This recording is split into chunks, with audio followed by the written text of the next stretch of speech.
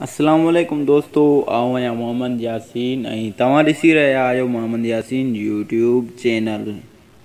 दोस्तों, अॼोकी हिन वीडियोज़ में असां तव्हांखे ॿुधाइण वारा आहियूं त वहीदा अबड़ो जी ज़िंदगी जी कहाणी। त दोस्तों, वहीदा अबड़ो आख़िर किथां जी आहे ऐं उहा किथे ॼाई आहे ऐं उहा कहिड़े शहर में रहंदी आहे, उहो असां सभु हिन वीडियोज़ में तव्हांखे ॿुधाइण वारा आहियूं।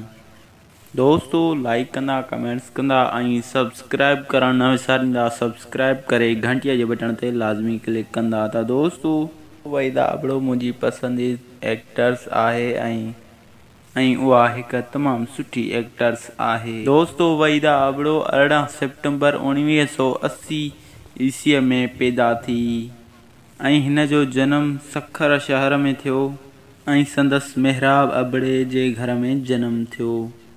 ऐं दोस्तों, वहीदा अबड़ो खे तमामु घणो ड्रामनि में शौक़ु हूंदो हुयो ऐं उन मैट्रिक ताईं तालीम पंहिंजी हासिलु करे ऐं हिन शोबिज़ जॉइन कई हुई ऐं हिन खे 4 भाइर ऐं 3 भेनरूं आहिनि, जिन मां पाण सभ खां नंढी आहे। ऐं दोस्तों, हाणे मां तव्हांखे ॿुधाईंदो थो हलां त वहीदा अबड़ो आख़िर कहिड़ा ड्रामा हुआ उन्हनि में कमु करे चुकी आहे। दोस्तों, उन्हनि ड्रामनि जा असां नाला खणूं पिया: आस्तान, आख़िरी, मयार लहंदड़, पत्थर जा माण्हू, पत्थर दुनिया, मिटीअ जा माण्हू, को दर्द ला दवा, पंहिंजा परावा जहिड़नि ड्रामनि में हिन कमु कयो।